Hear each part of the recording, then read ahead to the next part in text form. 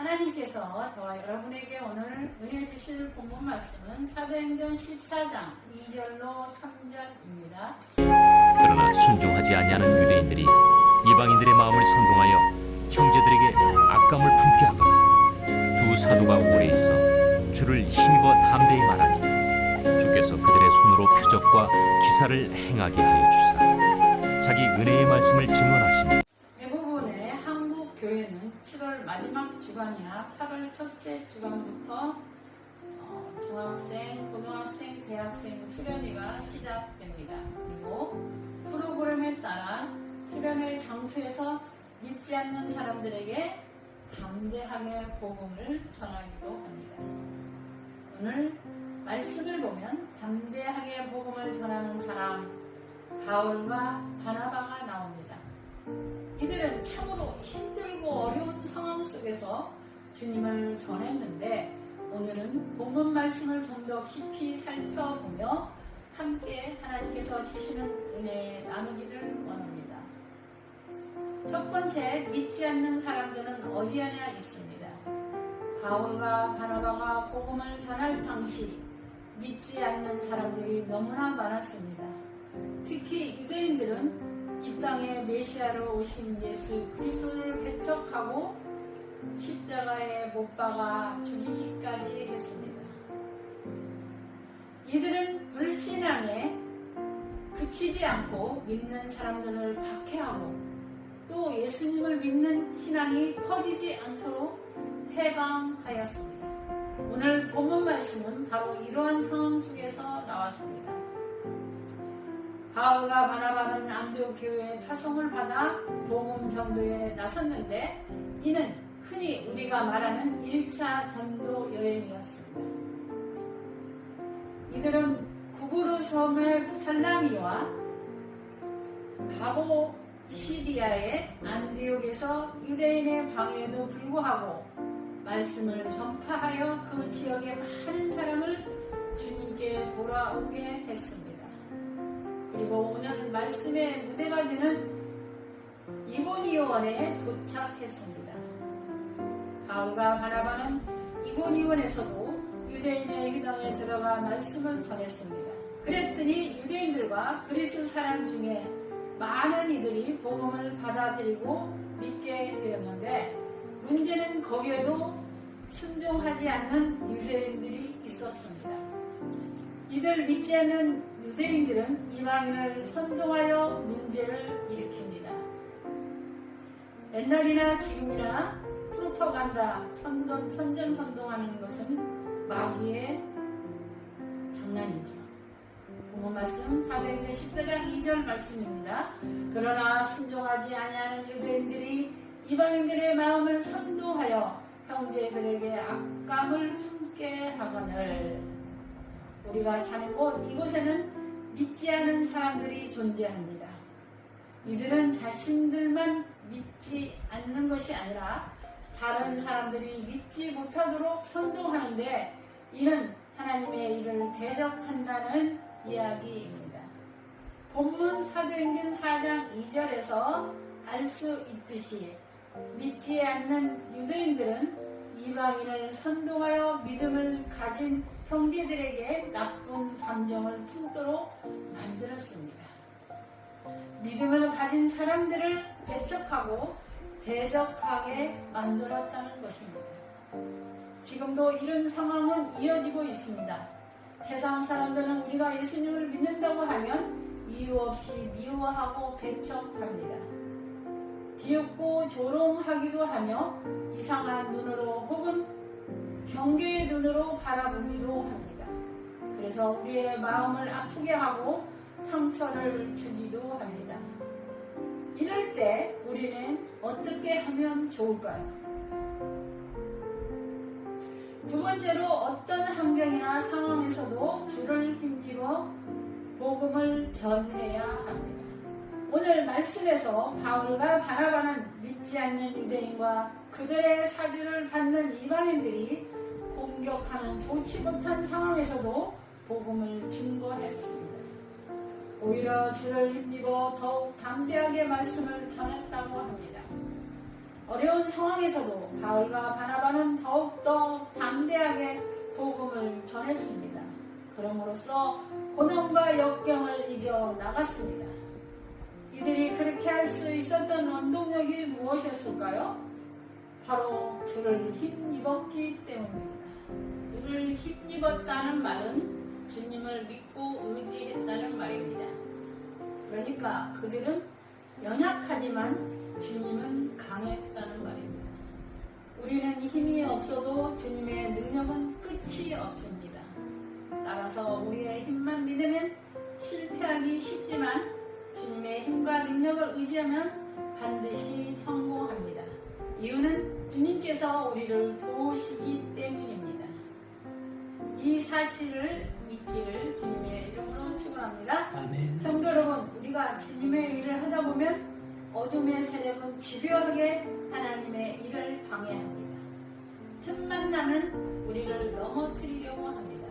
때로는 사람을 통해서 또 때로는 환경의 변화를 통하여 우리를 유혹하고 공격합니다. 자칫하면 믿음이 강한 사람도 낙심하고 좌절할 수 있습니다. 오늘 말씀에 나오는 바울과 바나바도 충분히 낙심하고 주저앉을 수 있는 상황이었습니다. 하지만 이들은 주님을 믿고 의지했기 때문에, 그래서 주님의 도우심을 받았기 때문에 오히려 더 강하고 담대하게 복음을 전할 수 있었습니다. 아픈 만큼 성숙한다고 사람이 고난을 겪고 나면 더 성숙하는 법입니다. 우리도 이들을 본받아야 합니다. 힘들고 어려울수록 주님을 믿고 의지할 수 있어야 합니다. 주님의 일에는 마귀의 장난이 있는 것이 너무나도 당연합니다. 절대 낙심하거나 좌절하지 않으시기를 주님의 이름으로 축원합니다. 아멘. 고린도후서 12장 9절에는 내 은혜가 네게 족하도다. 이는 내 능력이 약한 데서 온전하여 짐이라. 라는 말씀이 나옵니다. 이 말씀은 우리가 약하면 주님께서 일하시기 좋을 때란 말입니다. 따라서 우리는 힘들고 어려울수록 주님을 믿고 의지하여 우리 모두 주님의 도우심으로 넉넉하게 이기기를 바랍니다. 세 번째로 하나님께서 복음을 증언해 주십니다. 바울과 바나바는 주를 힘입어 담대히 복음을 전했다고 합니다. 그 결과 오늘 본문 말씀을 보니 주님께서 사도들의 손으로 표적과 기사를 행하게 하셨다고 했습니다. 그러니까 우리 인간들의 힘으로는 도저히 할 수 없는 놀라운 일을 하게 만들었다는 것입니다. 인간들의 능력을 벗어난 기적과 같은 일을 행하게 했다는 이야기입니다. 왜 주님께서는 이들 사도들이 표적과 기사를 행할 수 있도록 하셨을까요? 바로 사도들이 전하는 복음을 확실히 증명하기 위해서였습니다. 오늘 부분에서도 자기 은혜의 말씀을 증언하시니 라고 분명하게 말씀하고 있습니다. 그러니까 주님께서 복음을 증언하셔서 택한 백성을 응신의 품으로 돌아오게 하시기 위해 사도들로 하여금 표적과 기사를 행하도록 하셨다는 것입니다. 성도 여러분, 우리가 복음을 전하는 것을 포함하여 주님의 일을 할 때 주님께서 함께 하십니다. 주님을 힘입어 담대하게 주님의 일을 하면 주님께서 도와주십니다. 아멘. 주님께서 맡기신 일을 넉넉하게 감당할 수 있도록 힘과 능력을 주십니다. 아멘. 아멘.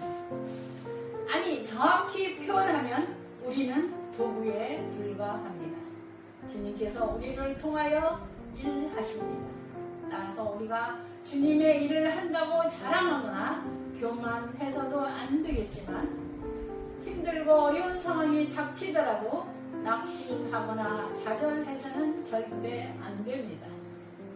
함께 하시는 주님을 믿고 의지해야 합니다. 그리고 담대하게 주님의 일을 할 때 주님께서 힘과 능력을 주십니다. 말씀을 마치겠습니다. 세상 어디에나 주님을 믿지 않는 사람들이 있습니다. 때로 이들은 사람을 선동하여 하나님의 일을 대적합니다. 믿는 우리를 공격하여 공경에 빠뜨립니다. 하지만 실망하거나 낭망하지 말기 바랍니다. 그럴수록 주님을 힘입어 담대하게 일하시기를 바랍니다. 반드시 주님께서 힘과 능력을 주셔서 우리가 주님의 일을 완수하도록 도우실 것입니다. 아멘. 그래서 하나님의 영광을 나타내실 수 있습니다. 주님께서도 요한복음 14장 13절 말씀을 통하여 약속하셨습니다. 너희가 내 이름으로 무엇을 구하든지 내가 행하리니 이는 아버지로 하여금 아들로 말미암아 영광을 받으시게 하려 함이라. 사랑하는 소망케 온 성도들이여, 나는 여러분 모두에게 너희가 내 이름으로 무엇을 구하든지 내가 행하리니 이는 아버지로 하여금 아들로 말미암아 영광을 받으시게 하려 함이라. 요한복음 14장 13절 말씀을 붙잡고 하나님께서 우리에게 주신 막중한 교사의 직분을 잘 감당하시기를 주님의 이름으로 축원합니다. 아멘. 기도하겠습니다. 하나님 아버지, 저에게 바울과 바나바처럼 어떤 환경이나 상황 속에서라도 믿지 않는 사람들에게 주님을 믿고 의지하며 복음을 전하고자 하는 마음을 갖게 하도록 말씀을 들려주심을 감사드립니다. 하나님, 저희들로 하여금 주를 힘입어 담대한 교사가 되어 기도의 자리에서 일어나서 주신 비전대로 진리와 복음을 들고 학생들에게 복음을 전하고 아울러 구제, 봉사, 협력함으로 교회의 대사회적 사명을 감당해 나가게 하옵소서. 우리 주님 예수 그리스도의 이름으로 간절히 기도드리옵나이다. 아멘.